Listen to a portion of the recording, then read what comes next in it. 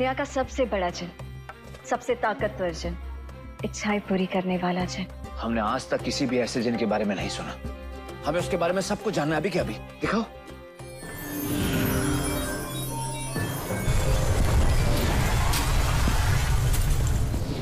अम्मी हुजूर हमसे मिली क्यों नहीं? कहाँ गई है वो? जी कैद खाने गई। इस सूरत में यह हुकूमत, यह रियासत, यह तख्त और ताज हमारा कभी नहीं हो सकता।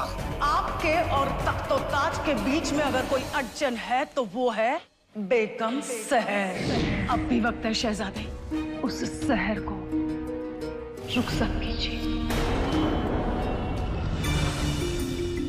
कहानी जो कान से सुने वो बेवकूफ, जो दिमाग से सुने वो चालाक, और जो दिल से सुने वो अक्लमंद। समझी? नहीं बाबा।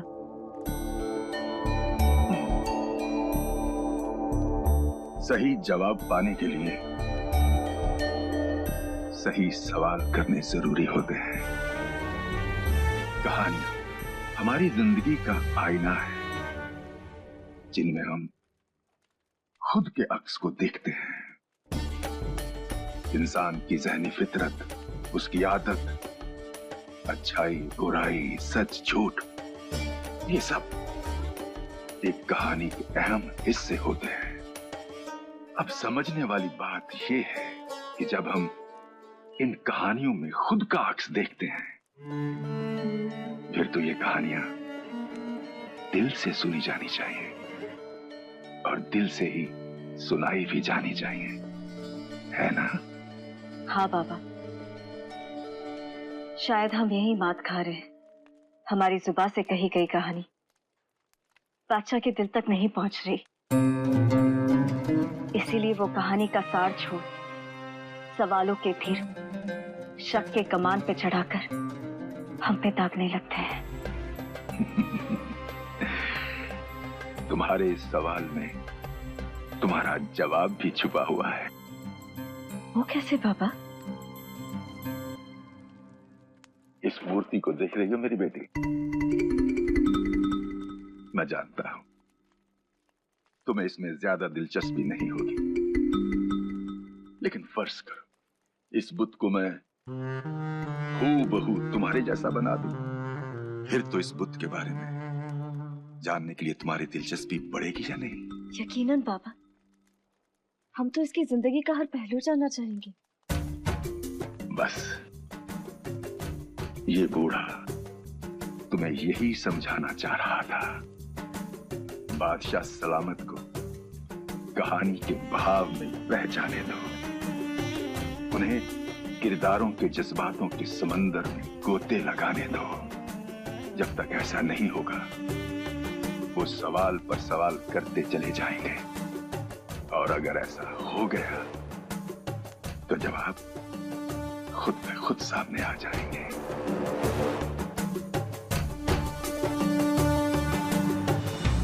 एक और पते की बात याद रखना,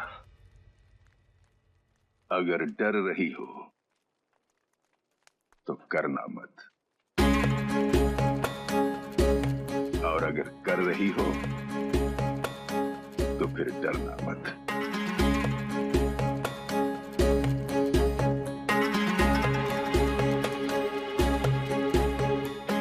समझ गए बाबा, शुक्रिया। चलती हूँ।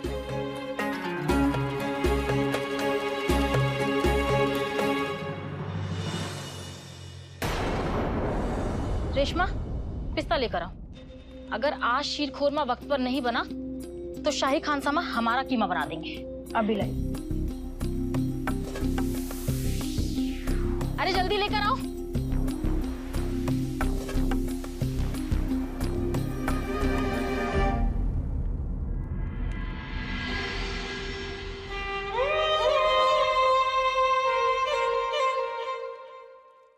सुल्ताना, आप माफ कीजिए, हमने आपको देखा नहीं, आप कब आई हैं? सबसे पहले ये ठंडा पानी पियो और अपने गले को तर करो। और फिर बाद में खाना बनाने में हमारी मदद करो। चलो। सुल्ताना माफ कीजिए, पर ये खाना बनाने का काम हमारा है, और खुदा ना खास्ता किसी ने देख लिया तो हमारे सर कलम कर दिए जाएंगे। लो, तुम भी ये ठंडा पानी पियो। तुम दोनों इतनी डरी हुई क्यों? कोई गुनाह थोड़ी ना कर रही हो। आज बादशाह सलामत के लिए खाना हम बनाएंगे। चलो। अगर आपने अपने फैसले पर अमल नहीं किया तो अवाम का अपने बादशाह पर से भरोसा उठ जाएगा। हुजूर, आपने हमें याद किया? हाँ, हमने आपको एक काम सौंपा था। क्या हुआ उसका? ये कौन सा काम? हमारे निकाह के लिए आम लड़की को चुनने का काम।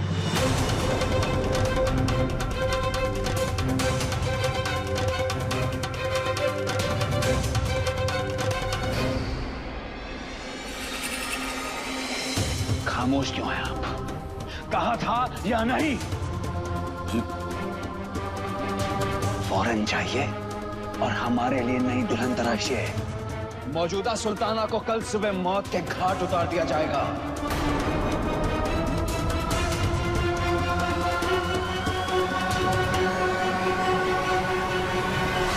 खाने का जायका खाना बनाने वाले का मिजाज बताता है। इत्मीनान और प्यार से बनाया हुआ खाना ना सिर्फ लजीज होता है बल्कि सेहत के लिए भी अच्छा होता है, और गुस्से और नाराजगी से बनाया हुआ खाना ना सिर्फ सेहत बल्कि हाजमे को भी खराब करता है।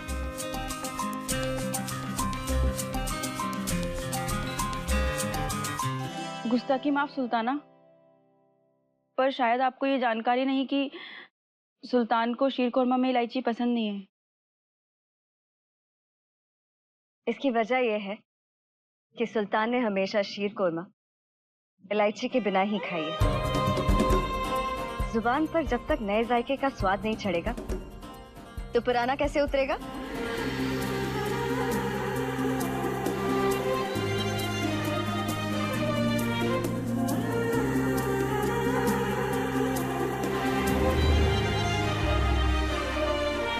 हम अपनी बात पर कायम रहना चाहते हैं वजीर।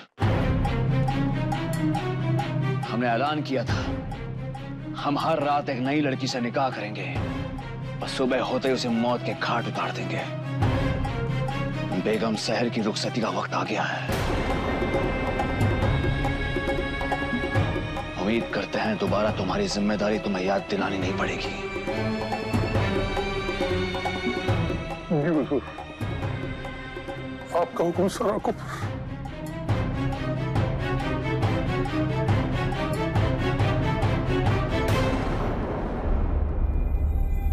अरे सुल्ताना, ये तो कम से कम हमें करने दीजिए। तुम तकल्लुफ मत करो। आज से हर रात सुल्तान के लिए खाना हम लेकर जाएंगे। हर रात? इस बेचारे को तो ये भी नहीं मालूम कि आज की रात उसकी आखिरी रात होगी।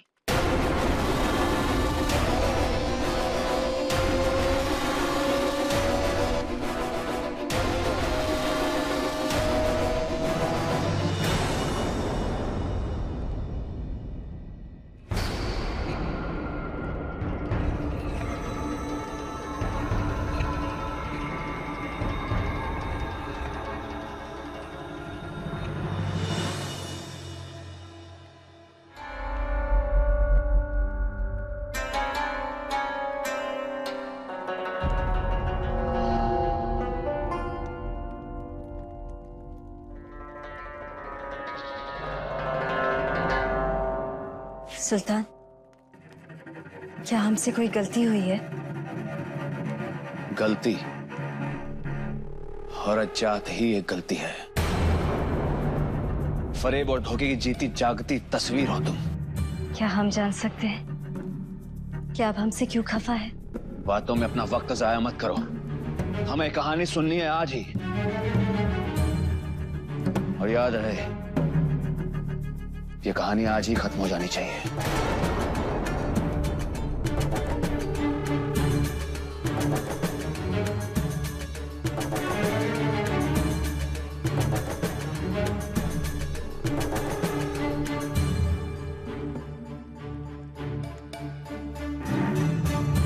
सुल्तान,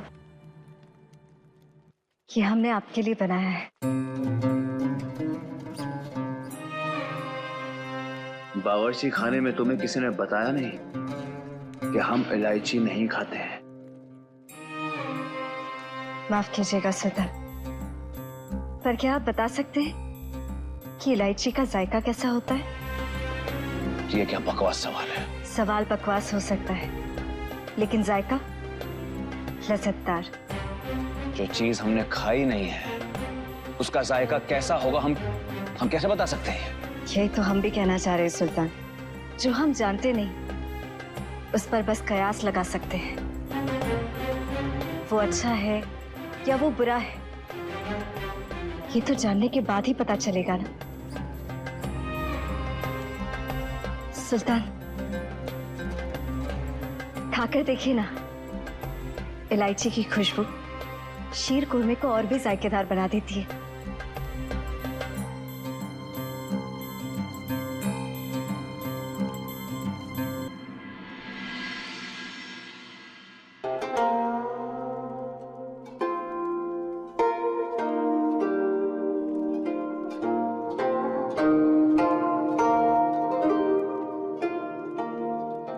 तो आप जिन की कहानी सुनने के लिए तैयार है सुल्तान?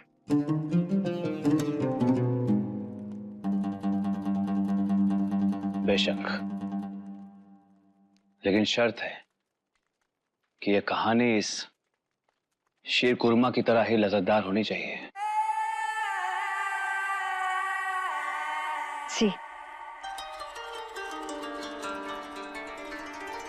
सुल्तान, जिन और जादुई चिराग की कहानी को समझने के लिए आपको जन्नत सल्तनत में जाना होगा, जहां फरिश्ता और उसका भाई जिन रहता था। फरिश्ता जन्नत सल्तनत का बादशाह था और वो अपनी आवाम से बहुत प्यार करता था। फरिश्ता के नेकी के चलते ही जन्नत सल्तनत का नाम जन्नत था। नेकी और बदी की जंग हमेशा से चलती आ रही है। इस कायनात का उसूल है, जो तुमने दिया वही तुम्हें वापस लौटाया जाएगा। मोहब्बत दी तो मोहब्बत, नेकी की तो नेकी मिलेगी। आप सब लोगों ने नेकी की, इसलिए आप सब लोगों को जन्नत नसीब हुई, और जिसने बदी की उसे जहन्नुम नसीब हुआ।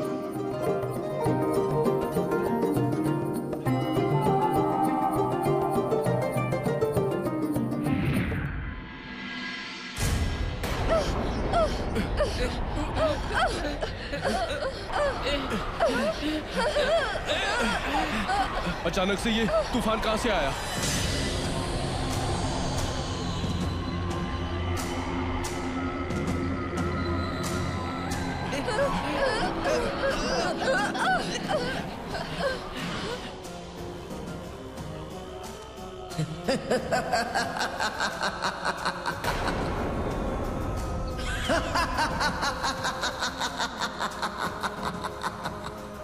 मैं तुम्हारे फरिश्ते का शैतान भाई जीनी हूं, और आज से जन्नत पे मेरा राज होगा। यहां मेरी हुकूमत चलेगी। मैं जो चाहूं वो करूंगा, और तुम सब के सब मेरे गुलाम बनोगे। मेरे हर हुक्म की तामील करोगे।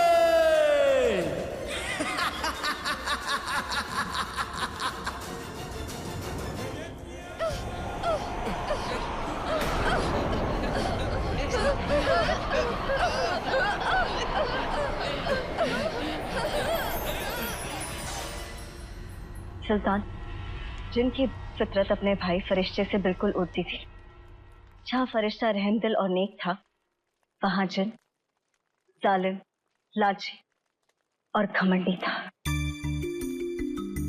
फरिश्ता हमेशा लोगों का भला सोचता, और जिन अपनी खुदगर्जी से उनका बुरा करता। ये कहानी तो हमारी जिंदगी से मिलती जुलती है। हम और शहज़मा, हमने अपनी जिंदगी में कभी भी किसी के साथ कुछ बुरा नहीं किया, कभी भी किसी को कुछ बुरा नहीं कहा, लेकिन हमारे भाई ने हमारी बेगम के साथ मिलकर हमें मारने की साजिश रची। ये दुनिया का क्या दस्तूर है? हमेशा अच्छे लोगों के साथ ही बुरा क्यों होता है? कि उन्हें हमेशा सारी तकलीफें झेलनी पड़ती हैं। बादशाह सलामत को कहानी के बहाव में बह जाने दो, उन्हें किरदारों के जज्बातों के समंदर में गोते लगाने दो।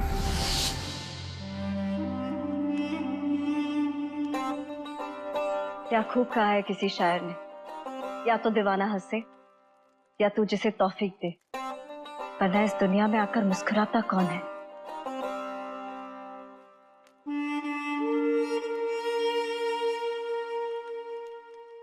आपका मतलब क्या है? हम समझे नहीं। सुल्तान, जिंदगी महज फूलों की सेज नहीं, राह में कांटे भी होंगे, और वो कांटे ख्वाहिशों की सूरत में हमें अपना गुलाम बनाकर पहले दूसरों को और फिर खुद को अपना दुश्मन बनाती है। ये सच है सुल्तान कि ख्वाहिशों का कभी कोई अंत नहीं होता।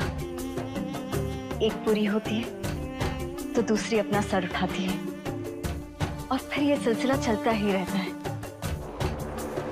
सुल्तान, उस जिन के साथ भी ऐसा ही कुछ हुआ। दौलत, शौहरत, ताकत, इन सब ख्वाहिशों के जंजाल में वो ऐसा जकड़ा कि वो पागल हो गया।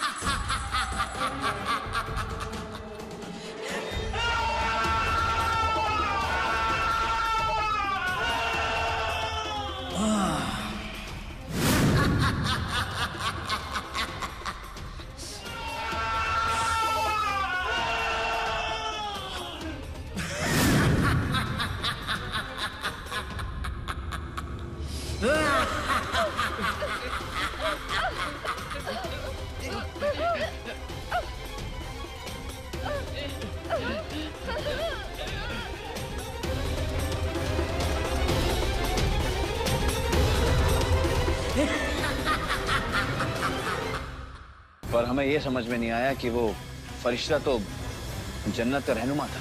जिन के जुल्म से निजात दिलाना उसका फर्ज था। जिन को उस जन्नत से बाहर फेंक देना चाहिए था उसे। फरिश्ते ने हम सब का दर्द लेकर हमको ठीक कर दिया, मगर देखो कितने कमजोर हो गए वो।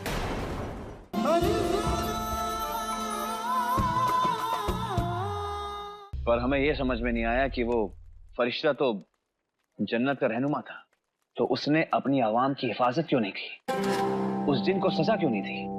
क्योंकि वो उसका भाई था सुल्तान। भाई था तो क्या हुआ? जिन के जुल्म से निजात दिलाना उसका फर्ज था। जिन को उस जन्नत से बाहर फेंक देना चाहिए था उसे। क्या आपने अपने भाई शाहजमा को बगदाद से बाहर निकाला? हमने शहजमा को तमाम उम्र के लिए कालकोठरी में डाल दिया, और इससे ज्यादा हम कर भी क्या सकते थे? अम्मी भली हमारी सौतेली माँ है, पर हम उनकी कोख को सूना नहीं कर सकते थे। अम्मी ने अपने बेटे और हम में कभी कोई फर्क नहीं समझा है। बहुत सही फरमाया आपने सुल्तान। वो कहावत है, खून पानी से गाढ़ा होता है, और हम अपनों का खून नहीं बहा सकते।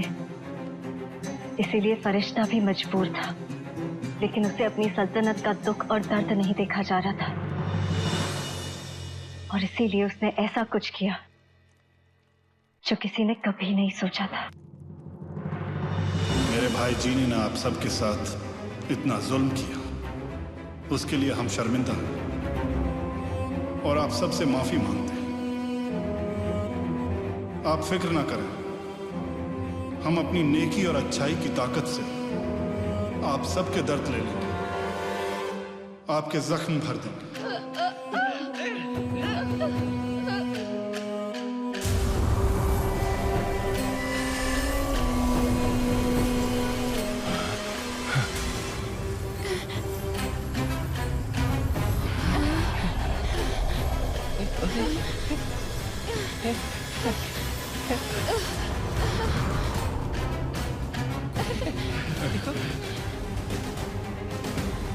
फरिश्ते ने हम सब का दर्द लेकर हमको ठीक कर दिया। हाँ, मगर देखो कितने कमजोर हो गए वो।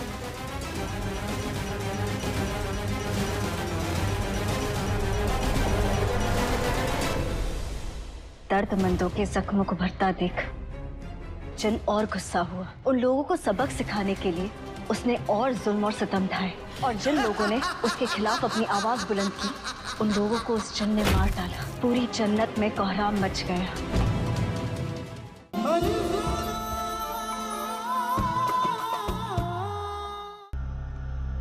अपनी रूहानी ताकत भी खो दी। ऐसा भला कोई दूसरों के लिए करता है क्या? कौन करता है? फरिश्ते ही ऐसा करते हैं सुल्तान, और इसीलिए तो उन्हें फरिश्ता कहते हैं। शायद तुम ठीक कह रही हो, और हमारे ख्याल से उस जिन को भी अकल आ गई होगी और उसने लोगों को परेशान करना छोड़ दिया होगा। काश के ऐसा होता सुल्तान, लेकिन दर्दमंदों के जख्मों को भरता देख जिन और गुस्सा हुआ। उन लोगों को सबक सिखाने के लिए उसने और जुल्म और सितम ढाए। उन लोगों को अपना गुलाम बनाना उसने मुनासिब समझा,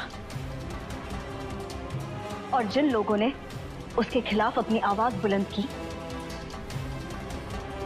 उन लोगों को उस जिन ने मार डाला। पूरी जन्नत में कोहराम मच गया।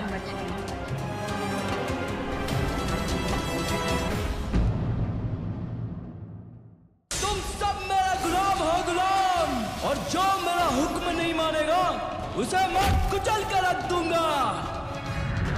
बहुत बर्बादी मचा ली तुमने। मैं तुम्हें बद्दुआ देता हूँ कि तुम अपनी ख्वाहिशों और इस विशाल का शरीर के साथ इस बित्ते भर चिराग में कैद रहोगे। जिनको एक ऐसा नेक आका चाहिए जो अपनी ख्वाहिश जिनकी आजादी के लिए कुर्बान कर सके। ऐसा कोई इंसान हो ही नहीं सकता जिसके अंदर कोई ख्वाहिश ही ना हो, और वो बेचारा जिन तमाम उम्र उस गुफा में ही पड़ा रहा। कहानी खत्म। कहानी तो अब शुरू होगी, क्योंकि उस जिन को उसका वाजिब आका मिलने वाला है, और वो है मिस्र का अलादीन। मुझे इस अलादीन के बारे में शाम तक सारी जानकारी चाहिए।